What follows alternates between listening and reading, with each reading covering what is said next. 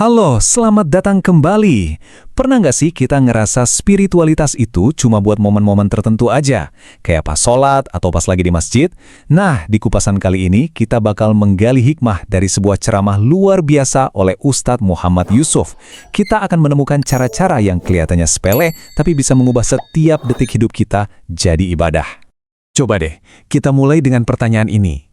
Gimana kalau ternyata rahasia menuju surga itu nggak cuma ada di masjid, tapi juga tersembunyi di dapur kita, di mobil kita, bahkan di dompet kita. Nah, inilah ide inti yang akan kita bedah sama-sama. Gimana caranya mengubah setiap sudut kehidupan kita jadi sebuah ibadah? Oke, kita masuk ke ide pertama, melampaui perayaan. Apa sih arti cinta yang sesungguhnya kepada Nabi? Di sini, Ustadz membuat satu perbedaan kunci yang, wah, ini bisa mengubah segalanya. Kuncinya ternyata ada di perbedaan sederhana ini. Coba perhatiin ya, Maulid itu acaranya, perayaannya, tanggal 12 Rabiul Awal itu. Tapi, Maulud itu adalah pribadinya sang Nabi itu sendiri. Jadi dengan fokus ke Mauludnya, ke pribadinya, cinta kita nggak lagi kejebak di satu tanggal aja, tapi jadi sesuatu yang kita jalani setiap saat. Contoh nyatanya keren banget dari tradisi masyarakat Bugis. Coba bayangin, mereka itu nggak bakal mau nempatin rumah baru atau nyetir mobil baru sebelum mereka baca Barasanji, riwayat hidup Nabi.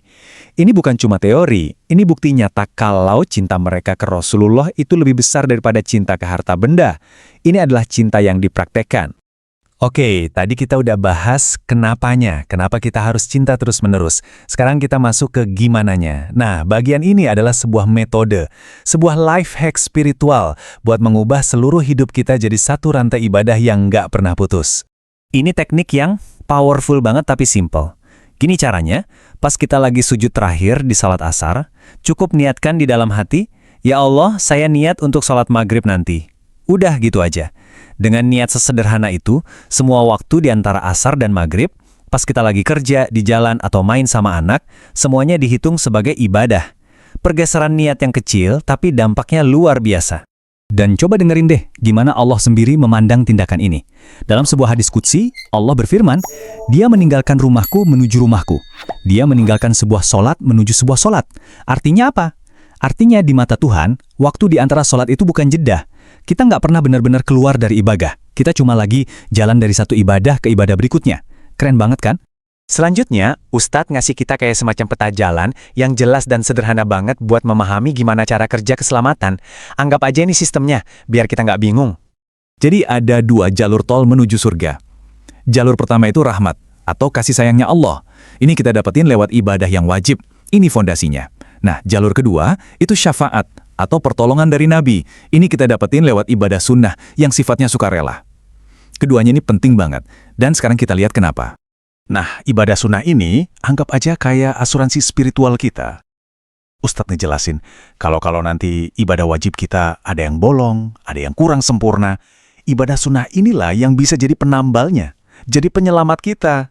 Ini langsung mengubah cara kita mandang amalan yang sering kita anggap opsional, kan? Ternyata ini bisa jadi kunci keselamatan yang sangat vital.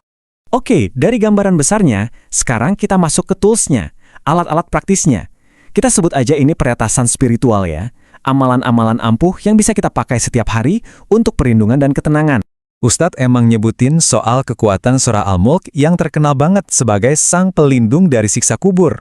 Ini jelas amalan yang sangat dianjurkan.